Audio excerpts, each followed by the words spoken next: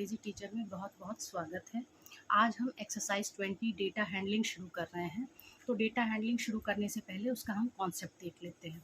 देखिए, data handling में हम क्या करते हैं कि डेटा को रिप्रेजेंट करते हैं। कैसे रिप्रेजेंट करते हैं? बार ग्राफ से, हिस्टोग्राम से और पाई चार्ट से। आगे हम आपको बताएंगे बार ग्राफ, हिस्टोग्राम और पाई चार्ट क्या होता है, ये हम आपको बताएंगे। जो हमारा इसकी एक्सरसाइज या चैप्टर 1 जो होगा वो हमारा बार ग्राफ और हिस्टोग्राम पे बेस्ड होगा, और जो इसका दूसरा चैप्टर होगा वो पाई चार्ट पे बेस्ड होगा, और जो इसका तीसरा चैप्टर होगा वो प्रोबेबिलिटी पर बेस्ड होगा। अब चलिए देखते हैं कि डेटा क्या होता है। डेटा को हम न्यूमेरिकल इन्फॉर्मेशन कहते हैं, यानी नंबर्स के फॉर्म में जो हमें इन्फॉर्मेशन मिलती है वो हमारी न्यूमेरिकल इन्फॉर्मेशन होती है। जैसे हमारे पास ये डेटा है कि कुछ बच्चे 10 बच्चे हैं जिनका मैथ्स का नंबर हमारे पास है, कि कुछ बच्चों को 2 नंबर, कुछ को 8 नंबर, कुछ को 6 नंबर, कुछ को 5, कुछ को 4, कुछ को 7 नंबर मिले। तो ये ऑर्गेनाइज नहीं है, ना असेंडिंग ऑर्डर में है ना डिसेंडिंग ऑर्डर में है। ये हमारा क्या हो गया? रॉ डेटा हो गया। जब हम एरे डेटा क्या होता है? जब हम डेटा को असेंडिंग या डिसेंडिंग ऑर्डर में अरेंज कर देते हैं तो वो हमारा एरे डेटा कहलाता है। जैसे 2 2 4 5 6 6 7 8 8 8, ये हमने असेंडिंग ऑर्डर में इसको अरेंज कर दिया, तो ये हमारा एरे डेटा हो गया। Arrange data is called the array data, either in ascending order और इन डिसेंडिंग ऑर्डर। अब इस एरे डेटा को हम टेबल के फॉर्म में या ग्राफ के फॉर्म में रिप्रेजेंट कर सकते हैं। जब हम इसको टेबल के फॉर्म में रिप्रेजेंट करते हैं, जैसे मान लीजिए हमें फ्रीक्वेंसी टेबल बनाना है, तो हमने पहले ऑब्जर्वेशन बनाया, टेली मार्क बनाया और फ्रीक्वेंसी बनाई। ऑब्जर्वेशन का मतलब कि जितने नंबर में हमारे पास ये डेटा है वो हमारे ऑब्जर्वेशन है। जैसे हमारे पास 10 स्टूडेंट के डेटा है तो ये हमारे पास 10 ऑब्जर्वेशंस है। अब इन 10 ऑब्जर्वेशंस को हम कैसे करेंगे कि 2 4 कितने कैसे कैसे नंबर हैं? 2 नंबर है, 4 नंबर है, 5 नंबर है, 6 नंबर है, 7 नंबर है, 8 नंबर है, सबको हमने एक एक बार लिख लिया। अब फ्रीक्वेंसी का मतलब हुआ कि हर एक नंबर कितनी बार आ रहा है वो हम लिखेंगे। जैसे यहाँ पे हम देख रहे हैं 2 हमारे पास 2 बार आया तो हमने 2 लिख लिया, ये उसकी फ्रीक्वेंसी हो गई। 4 हमारे पास 1 बार आया तो हमने 1 लिख लिया, 1 इसकी फ्रीक्वेंसी हो गई। 5 हमारे पास 1 बार आया तो हमने 1 लिख लिया, 1 इसकी फ्रीक्वेंसी हो गई। 6 हमारे पास 2 बार आया तो हमने 2 लिख लिया, तो 2 इसकी फ्रीक्वेंसी हो गई। 7 1 बार आ रहा है तो हमने 1 लिख लिया, इसका मतलब इसकी फ्रीक्वेंसी 1 हो गई। और 8 3 बार आया है तो हमने उसको 3 लिख लिया यहाँ पे, इसका मतलब 3 इसकी फ्रीक्वेंसी हो गई।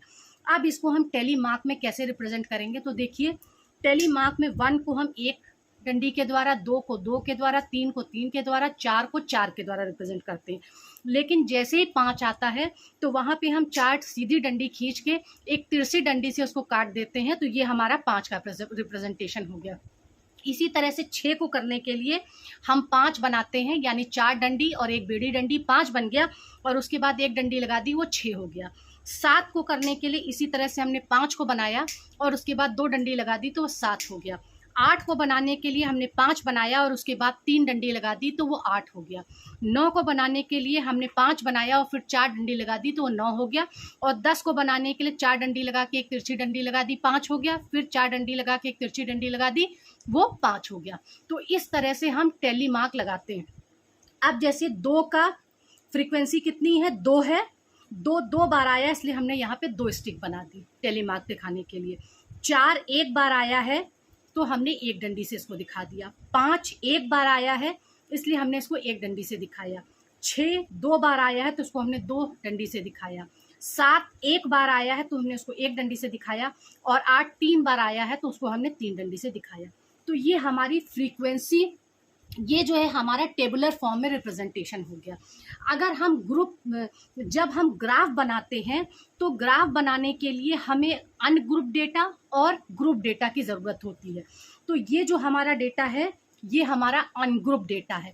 लेकिन अगर हम इसी को ग्रुप में बना दें, जैसे कि हम 2 हिस्सों में इसको डिवाइड कर दें कि 1 से 5 तक का एक ग्रुप और 6 से 10 तक का एक ग्रुप, तो आप देखिए 1 से 5 तक में कौन कौन सा नंबर आ रहा है?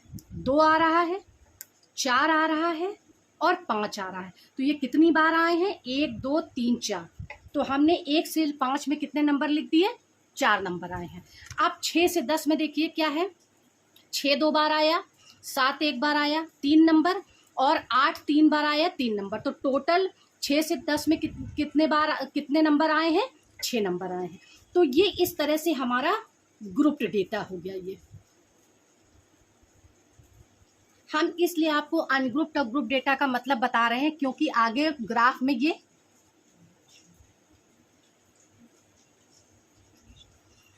ग्रुप डेटा और अनग्रुप डेटा का, ये ग्रुप डेटा हो गया हमारा और ये अनग्रुप डेटा हो गया। ये हम इसलिए बता रहे हैं क्योंकि जब अभी हम ग्राफ के बारे में आपको बताएंगे तो वहाँ ग्रुप और अनग्रुप डेटा आपको समझ में आ सके। अब चलिए, ग्राफ क्या होता है। पहला फॉर्म होता है बार ग्राफ। बार ग्राफ को बनाने के लिए हम इस तरह से के ब्लॉक से रिप्रेजेंट करते हैं और बार ग्राफ जो होता है बेसिकली अनग्रुप डेटा से बनता है। तो इसके लिए हमें ग्रुप डेटा की जरूरत नहीं होती। जब हम इसको बनाएंगे तो आप देखिएगा कि कैसे बनता है बार ग्राफ। फिर उसके बाद दूसरा होता है हमारा हिस्टोग्राम।